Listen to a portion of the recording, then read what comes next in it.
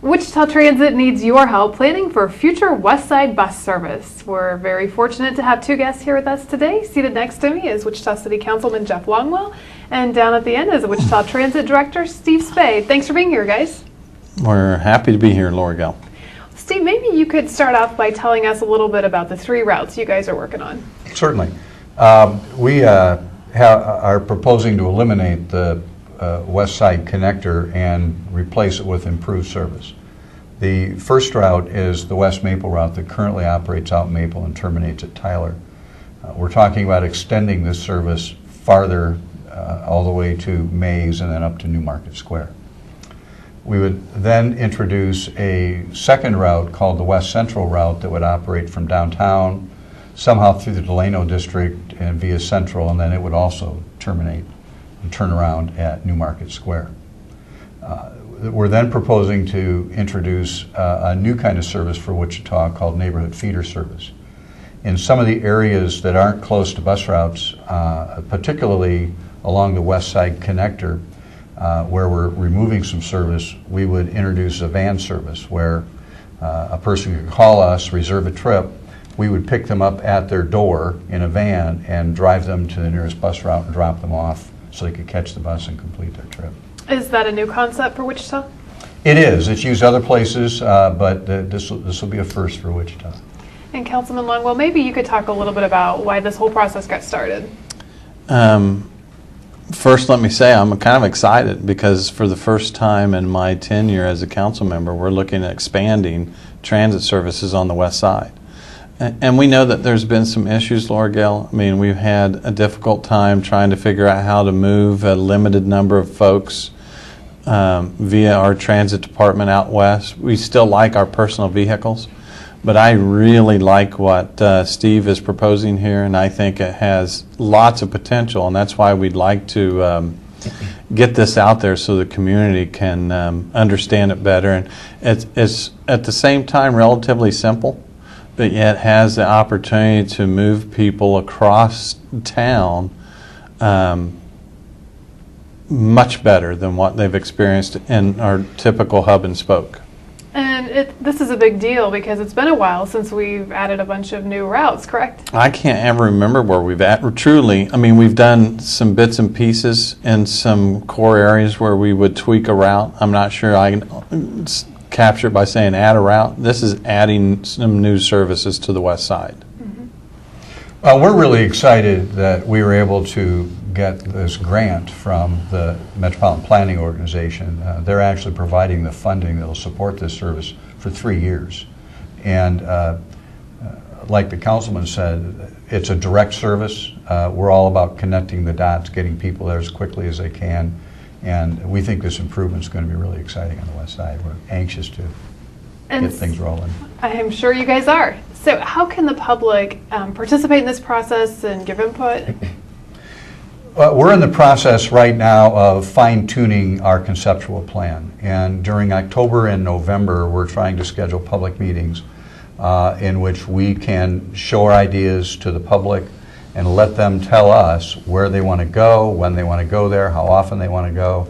And based on that input, then we're going to fine-tune this concept into a more formal recommendation. So Steve, how did you guys initially pick the stop and starting points for these 3 new routes? Well, what we try to take a look at, first of all, is how our routes are doing now, who's riding the bus where, and then we began to analyze what we're hearing from the public in terms of where I'd like to go, where we're not going. And then we try to take a look at what's going on in the area that might be a destination for people or an origin. So as we're looking at areas, we're looking at where the business is located, where the school is located, where is shopping located, where are large apartment complexes that have concentrations of people, because we know those are the kind of things that we can serve well. And then once we get all that, it's a matter of starting to connect the dots in a logical way that says, I live in this apartment complex on Central, here's where I like to go, and we make sure that we're designing routes in such a way that makes it convenient for people. And that's where you really need the help, is coming up with all these middle connecting points from the public.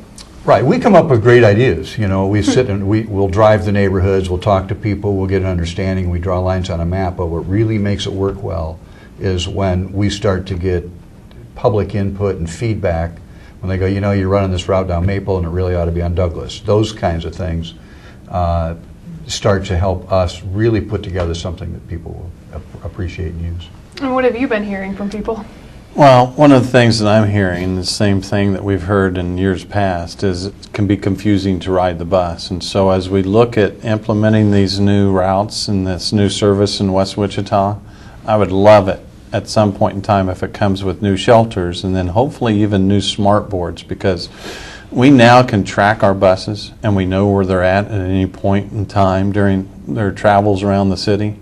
And so if we can connect those to smart boards so that people can sit there at the bus stop and see that the next bus is going to be there in 8 minutes, I just think it would be so much more valuable and encourage ridership.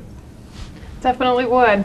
Well, one of the things that's really important in any kind of service is that we have adequate information that we can supply to people to tell them how to ride the bus. I mean, we can put a bus up and down the street every 5 minutes, but if people don't know where it goes, know how to get on it, and have information, then it's really hard for them to use it. So, like the councilman said, we got to have information so people know there's a bus coming down the street, and any kind of improved information on being able to tell when the bus is coming next.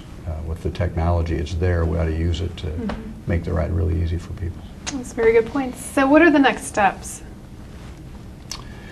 We will take the public input that we get in October and November, and then we will craft what we think is a final service design.